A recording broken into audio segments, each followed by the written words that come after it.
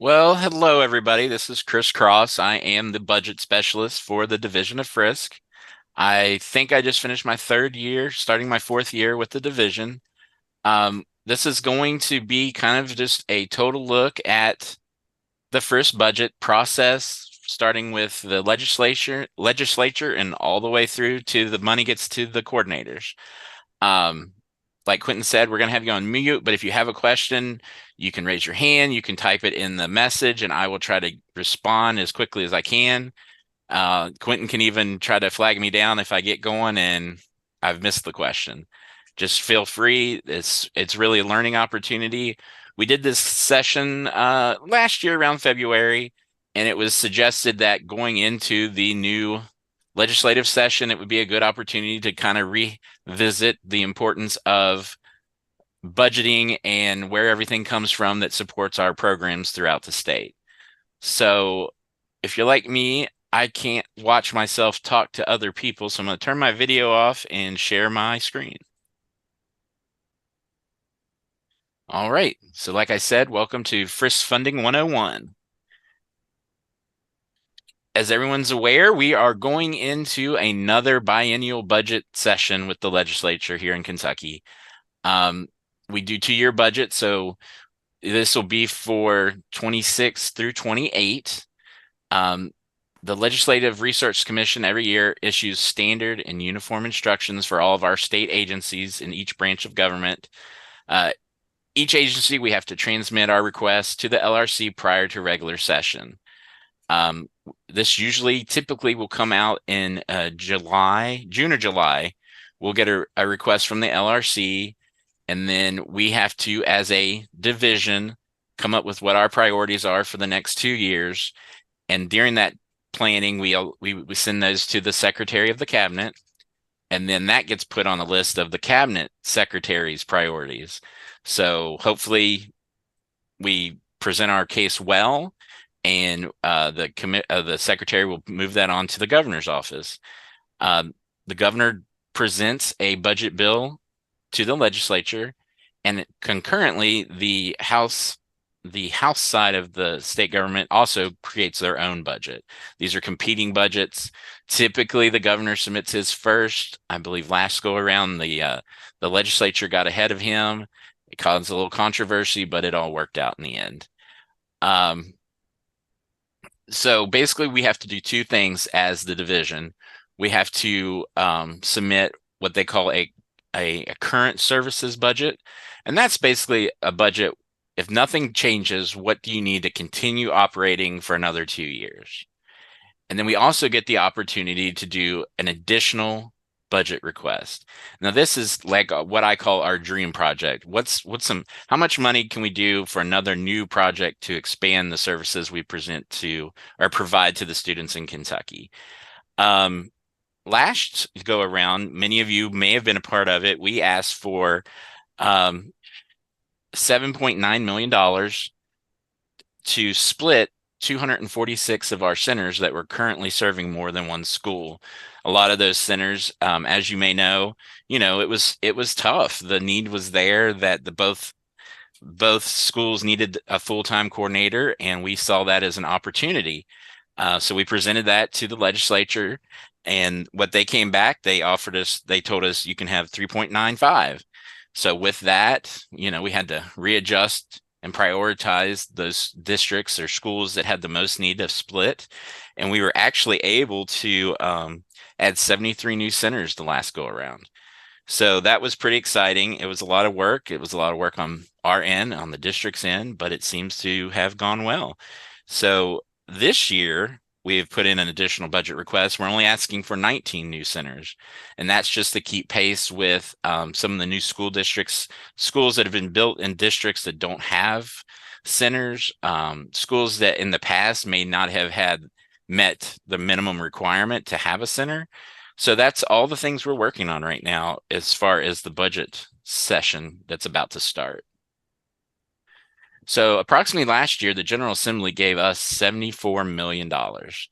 Sounds like a ton of money until you start dividing it among our 961 centers across the state. So what's unique about our program is that the appropriation comes to us in two parts. They appropriate a portion of our money directly to the cabinet for health and family services, and the rest and the majority of the money they give to the Kentucky Department of Education. I think this is just an example to show that both CHFS and KDE are partners in this program and they want to see it succeed, and that, it gives us that ability to be in the school district. So if this slide, you'll see it just shows CHFS plus Kentucky Department of Education. That's 100% of our FRYSC funding, state funding. So what does that break down to? So for FY25, of the $74 million, 35% of that was given to CHFS. So approximately $26 million was given directly to the division to spend on both admin and to get out to all the centers. The remaining 65% came directly from KDE. And what we do with that money is twice a year, we send a letter over to the Kentucky Department of Education and say, hi, we would like to have half of that $48 million now so we can start distributing it to our centers throughout the state. So how do those numbers break down? So you start over here on the left side of the screen, and you have the admin for DFRYSC. So the division takes a minimum administration percentage off the top. So of the $74 million, last go around, we had to take $2.8 million to operate. That provides salaries for all the division staff, your RPMs, all the training opportunities, travel for the RPMs, and all the benefits and fringes that go along with it. So after we take that off the top, we're left with approximately $71,200,000. So of that, we then request KDE give us the December 1st count of the free lunch students throughout the state. Last go around, that was approximately 339,048 students. So basically what we did is we took that $71 million that was remaining after the admin, divided by the free lunch students, and we came up with a $210 per student amount. And that's what you should be reflected in the budgets you receive at your centers. So once we do that, we apply that money to whatever your count was at your center, and that's how we come up with your budget. Another big thing we did in 2025 is we decided that the minimum grant award of 180 students was just not enough to cover salary and programs at centers. So this last year, we raised that. In 2025, we raised that minimum grant award to 239 students, free lunch students. So with a per student allocation of $210, the minimum grant award increased from $37,800 to $51,990.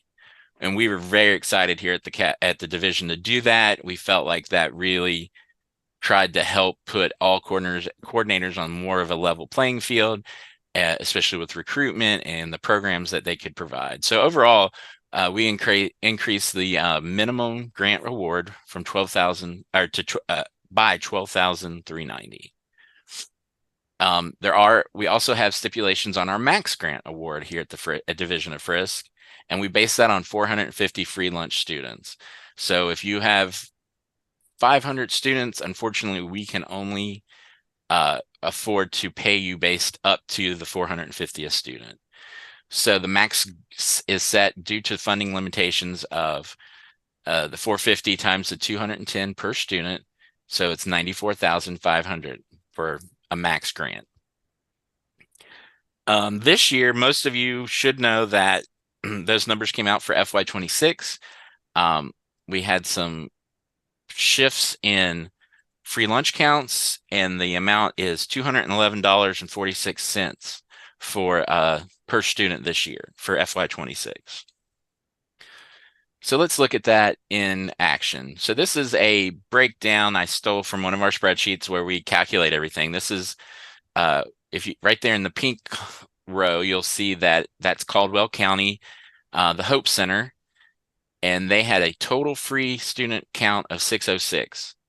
We would love to pay them for all 606 free lunch students. Obviously, the need is there, but we just can't afford it. So they max out at 450 free lunch students for a max grant of 94,500. Now, if you go down to the green row, Graves County, the Fancy Farm FRC, this is another example. Their free lunch count was only 162 students. You cannot fund and operate a center successfully at 162 students times 210. So that's where we really felt like there has to be a minimum grant award, and that minimum grant award needs to go up.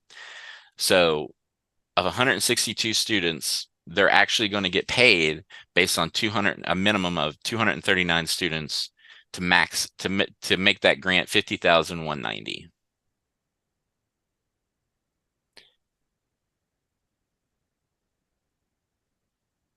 So I kind of like this quote. It's from Henry Ford. Money is like an arm or a leg. Use it or lose it.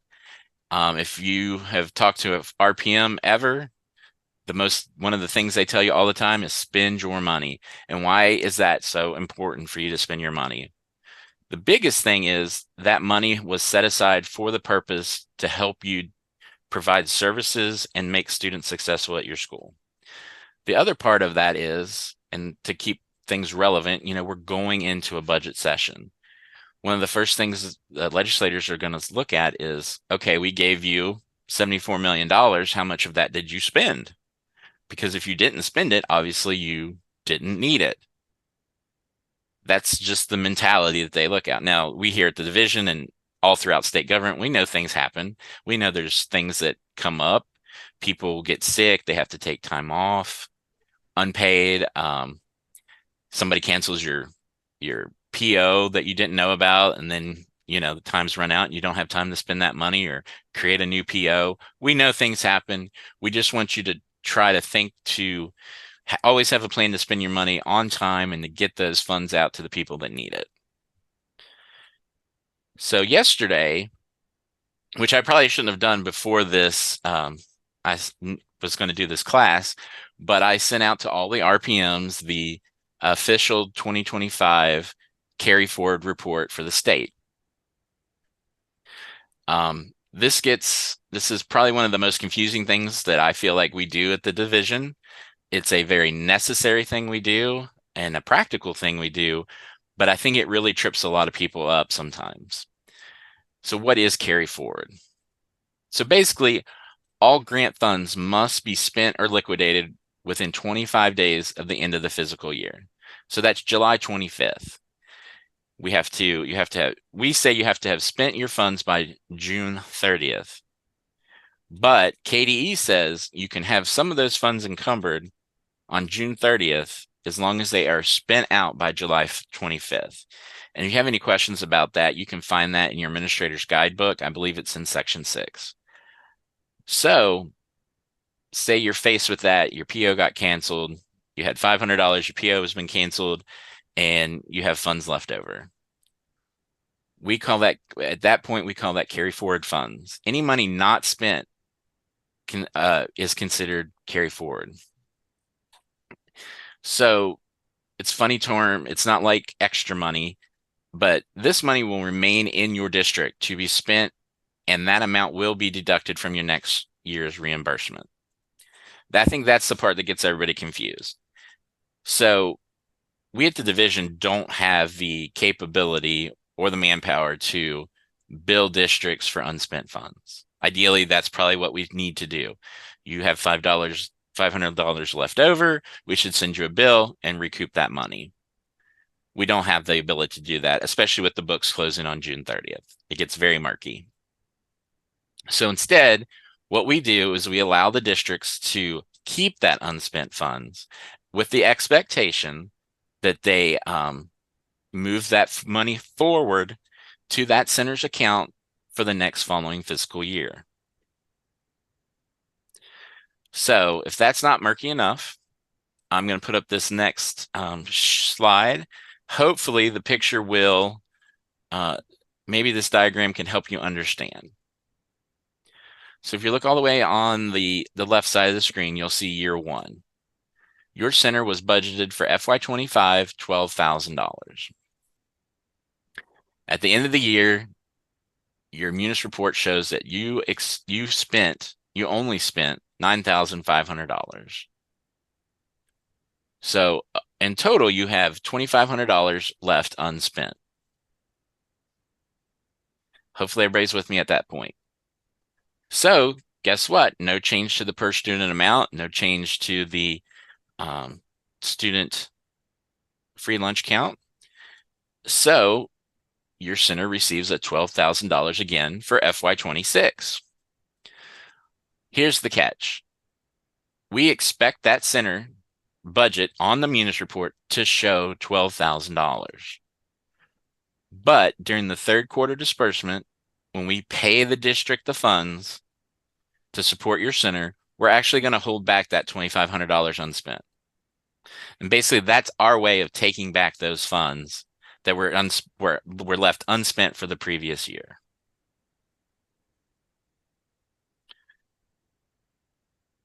So at this point, I'm just going to pause for a second. If anybody has any questions or would like that clarified, just let me know.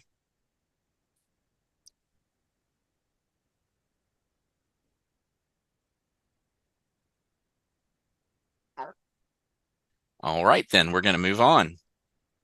So a lot of districts participate in what is called the alternative funding, or part of the alternative funding district. If you're not part of an alternative funding district, you may have not heard of this term, or even if you are, you might not fully understand what that means. So basically, here at the division, we have developed an option called the alternative funding distribution model. And what this does is allow school districts additional flexibility when distributing their FRYSC funds within a school district.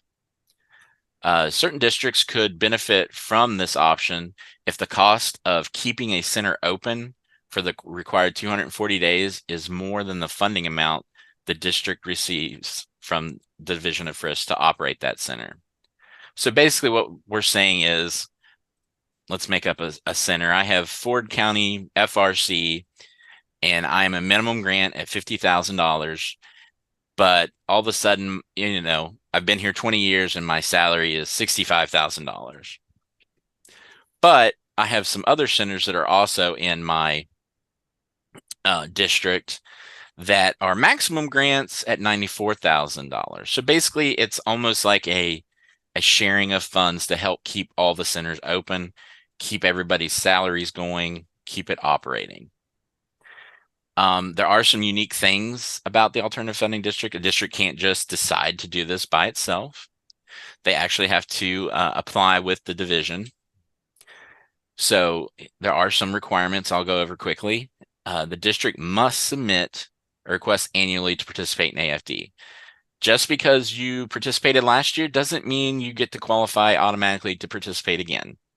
Sometimes districts don't like it. Sometimes they need more training on how to actually perform this and make sure it's successful.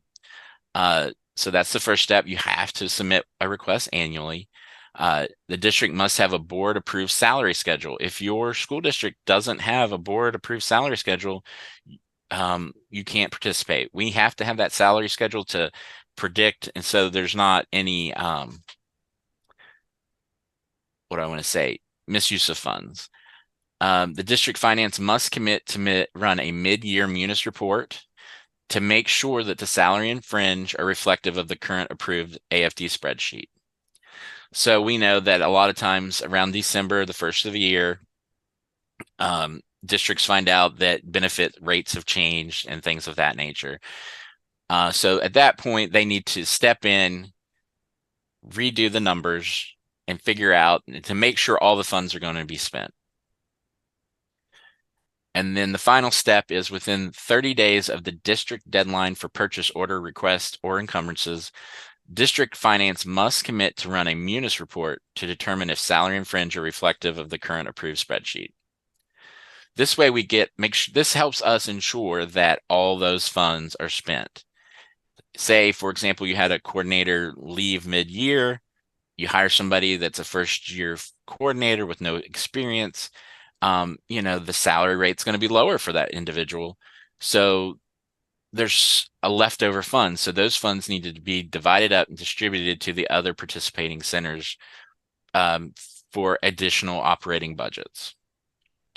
So in the last couple years, we came up with this spreadsheet for the alternative funding district. If you participate in it, your district contact finance person fills this out and submits it as part of the application process. Basically, what you're looking at on this spreadsheet is you would turn it in. This is your school district. It has this many FRCs and 2 FRYSCs, and you divide up the 240. What's it going to cost to pay everybody at 240 days? What their salary is, what retirement they're participating in, workman's comp. You total that up into the blue column, which is their total salary and fringe. So if you look down at the bottom there, total salary and fringe for this district is $547,000. If you take the raw numbers, what was originally awarded to the district, the total original allocation was $815,000. So basically what AFD is going to do is say, okay, we want to make sure that all the coordinators are paid at their correct salary and fringe. So we're going to take 547 from the 815,000, and what we're left with is $268,000 for operating budget. At that point, we need to calculate what that is per student. So like if you look at this model, basically that remaining money is $65.48 per student. Each center can spend per student, or can spend based on the student free lunch count. So what it does is then it's going to apply that amount. So if you look at that first column or first row and go all the way across the youth service center, they had 390 free lunch students. We're going to times that by 65.48, and their operating budget for the center that year is $25,000. So you go all the way across and you'll see that based on their free lunch number, they were awarded $82,000 for that center. But by participating in AFD, they actually are sharing about $10,000 with other centers in their district to make sure that everybody's salary and fringe is met.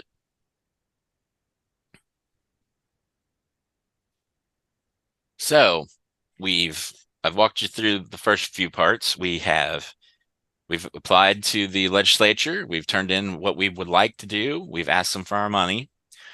We've gotten our free lunch count back to us. We divided that up, figured out our per student amount, and we've applied it to the free lunch student counts per every center in the state. Your district may or may not have applied to be AFD. If they have, they've filled out this spreadsheet and you've gotten a new allocation for your center based on that amount, and your district will be the one that communicates that with you. And that would be what you base your budget for the year off of. So now you're ready to start being a coordinator and start spending money. So now we're going to move over from the hire out to the day-to-day. So we're going to look at the day-to-day, the steps of day-to-day budgeting. So what are the things that kind of guide our day-to-day budgeting? The first thing is always that contract with CHFS. Your district signs that every 2 years when the new funding comes out. Sometimes we do have to amend those contracts if new funding becomes available or funding gets cut. We've had to change them. Just so you know, I mentioned it earlier, but we pay the districts 4 times a year. Each quarter, we send them 1/4 of their funds. The second thing that is there to guide you is the munis system, which I know the name has changed, but it's going to be a long time before we can kind of get away from calling it munis. Munis is the system where your budgets are entered, all your numbers are there, and that you should be checking monthly, if not weekly.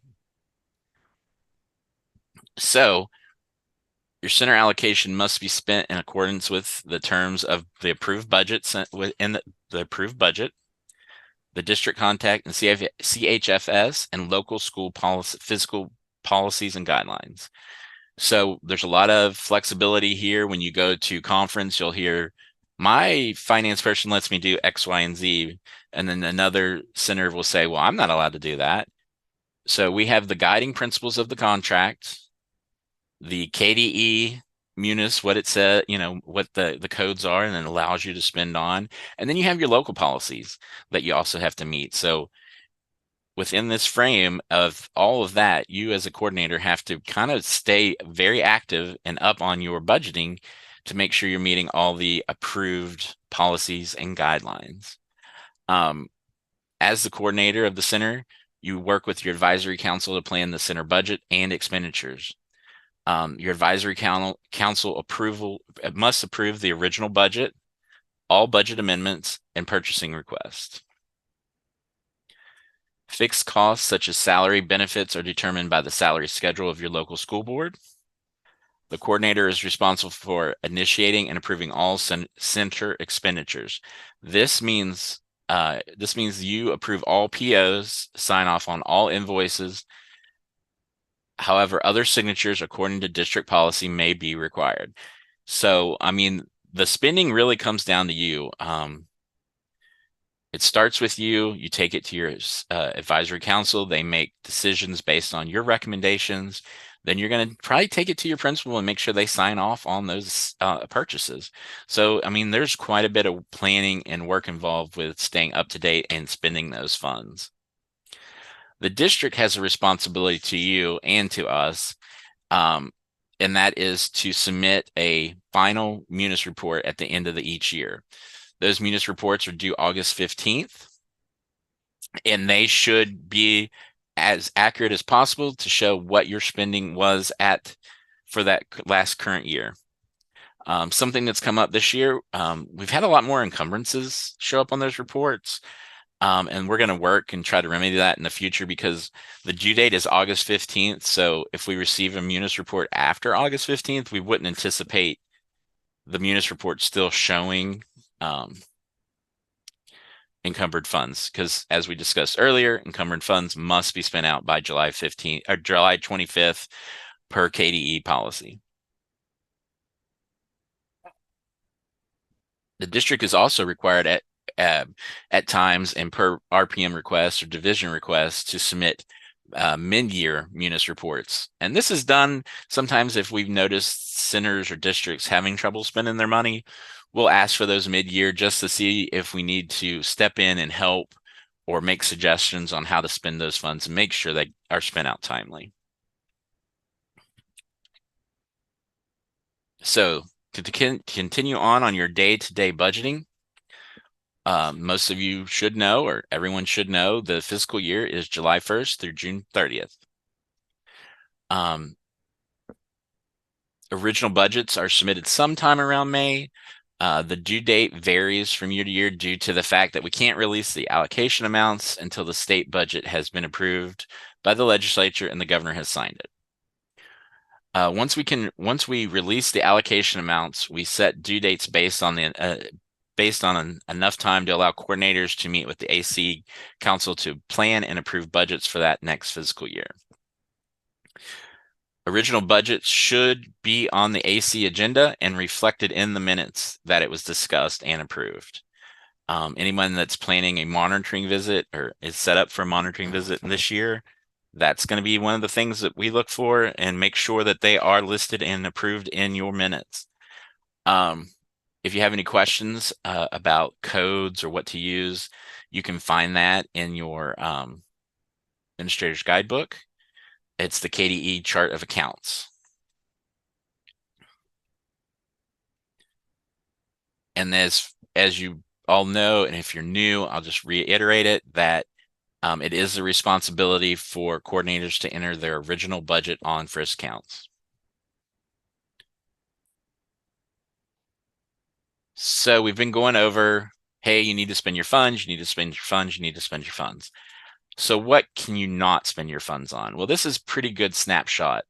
And I am not going to go into great detail on this, but I will just kind of go over the ideas or the things behind it.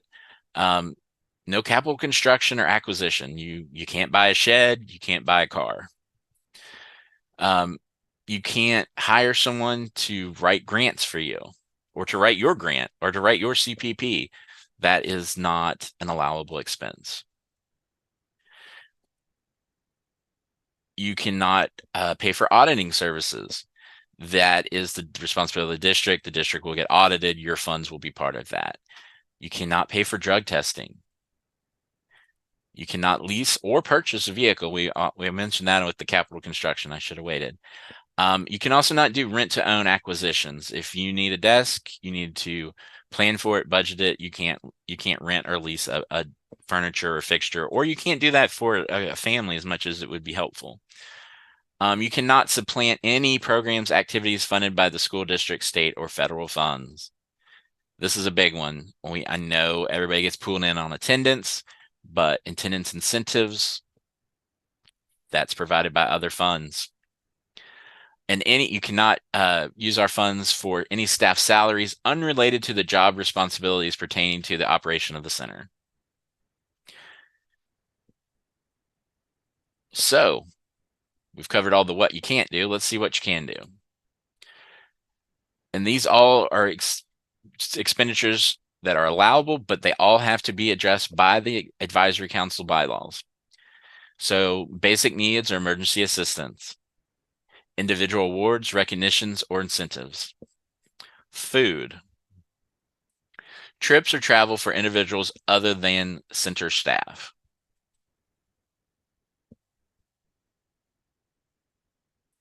and your bylaws should set limits on each of these four criteria. You know, your advisory council should say we only 20% or a some percent goes to basic needs or food or whatever, but it should be listed out in your bylaws as a guiding principle to carry you out throughout the year.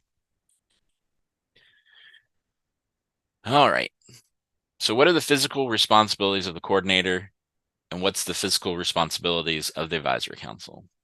Well, for the coordinator, district policy and procedure falls on you.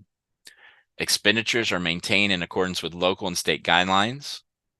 You're expected to receive and review monthly detailed munis reports. You're expected to keep a running balance of allocation expenditures. We have a really good spreadsheet available on the FRYSC website that can really assist you with that. And you really should and need to reconcile your monthly detailed munis reports with your running balance of allocation expenditures. We all get overwhelmed. We all have 1,000 things coming at us all the time, but I can't emphasize it enough how important the financial side of this position is, and making sure that you know what's being spent and you have allocated enough funds to make sure programs and things are successful is just very, very important and a big responsibility for our coordinator.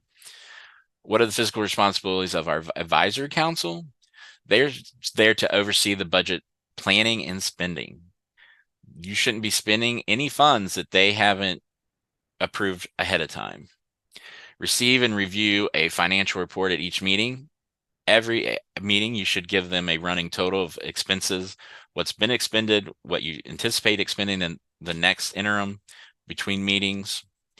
And then they also are responsible for approving any single item purchase of $500 or more and goods or subcontracts of $1,000 or more.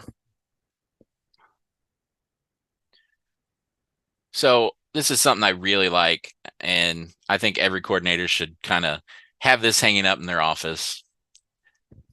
It's kind of the budgeting guideline questions. It's the things that we ask even here at the state level when we're making plans on what we're buying and what we're going to spend our funds on. Is it tied to student learning? Is it in the center action components? Does it meet the FRYSC mission, goals, and service delivery model? Is it limited by the contract? is something the school or district would be purchasing. Is it something the school or district would be purchasing anyway? If it's something the school's going to do and they ask you to do it because they don't want to spend their funds, they need to spend their funds. Does it fall under Kentucky Administrative Regulation guidelines for fee waivers for students on free and reduced lunch? If yes, the school district is the responsible party. And then number 7 is my favorite. If a legislator asked you to justify the purchase as an appropriate FRYSC expenditure, would you be able to do so? And that's something that I take big responsibility for in our division as the budget officer. I want to be able to defend every penny to the legislature. And I think we do a good job of that. But I think that as a coordinator, that should always just be a kind of a little voice in the back of your head that says, can I explain this to somebody? If the newspaper showed up today and asked me why I spent that money, can I explain it? And does it make sense and support our mission? Okay, so budget amendments. When are they required? Budget minutes are required when any changes to the current approved budget must be discussed and approved by the advisory council. Budget amendment should be listed on the agenda, and the voting process for the amendment be noted in the minutes from that meeting.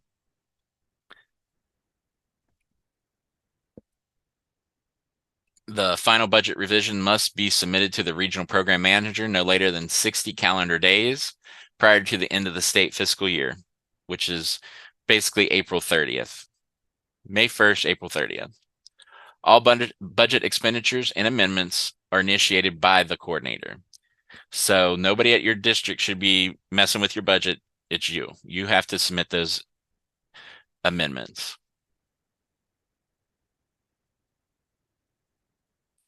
When are they required? We've just changed this in the last year or so. Any munis code in the most recently approved budget that changes by $500 or more in a cumulative fiscal year must have an official budget amendment.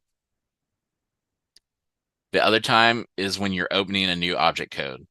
You didn't think you were going to need that specific object code at the beginning of the year. Halfway through the year, you need to open that code. You're going to need a budget amendment.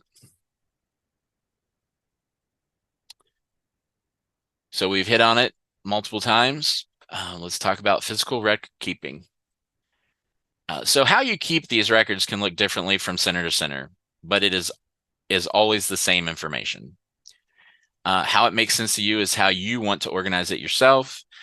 This can be a question you ask other coordinators as you complete the mentoring checklist if you're just starting, or a question you ask a fellow district FRYSC coordinator. Maybe you've been there a while and you don't like the way you're doing it. Ask around. Some people have great ideas and great ways to do it. At the most, you need to at least have some type of notebook or something that you keep track of all your monthly munis reports, all your POs and invoices are filed together. Another one that's really important, there's at the end, my little favorite little piggy bank. It's really important for us here at the state level and at the local level that you keep up with your donation log and update your balance of non-state funds. So if you're getting donations, if people are raising money for your center, if you have people come in and volunteer for you, make sure you're documenting their hours and what that looks like as a donation. That helps us when we go to the legislature and we say, look, you gave us this money, but this is how much in kind and donations we can bring in to the state to further help students and meet those needs. Just as a recap, this is what you should be this is what we call this is a munis report. This is the brief version. This is just each category, total amount, per code. At the bare minimum, you should be getting this monthly. What we'd really like you to get is on this next page. This is a detailed munis, and it should match up with all your POs. And that way you can match it with everything you spent that month and know and you have a plan going forward, and you're not surprised at the end that, oh, they took too much money out for something, or they didn't charge me for that, or my PO got canceled and now I have $500 of carry forward left over. So all these steps are here and put into place to really help you to spend your funds. So that was quick. I think I'm under the time limit. So I'm going to open it up to questions, but I appreciate everybody coming out and listening to this. And I really just want you to know that, here at the state level, we're working, and we're getting ready to go in and fight for more funds and hopefully open some more centers. So I am going to stop sharing my screen. All right, Quentin, were there any questions? All right, Chris, I think we've answered a couple of them. Okay. Someone had asked if we could do if you had the document for the budgeting guideline questions, if you might had that in a Word document. I said we could probably attach that to the recording on the Wednesday webinar. So Okay. when we go back and add that on there, we can add the PowerPoint. We could also attach that document, unless you happen to have one handy. If you do, you could share that in the chat. If not, we can just attach it whenever we get the recording. Okay. And then we had we had someone ask about what the average rate for volunteer hour was, and so we've kind of had some. I think Melissa Newton had put in their national average what it was, and then one of the coordinators had put in there what the Kentucky rate was. So I told them probably check with the RPM so they could kind of decide how much, as far as volunteer hours go, and how much money that actually would accumulate out to. Sounds good. Is there any other questions?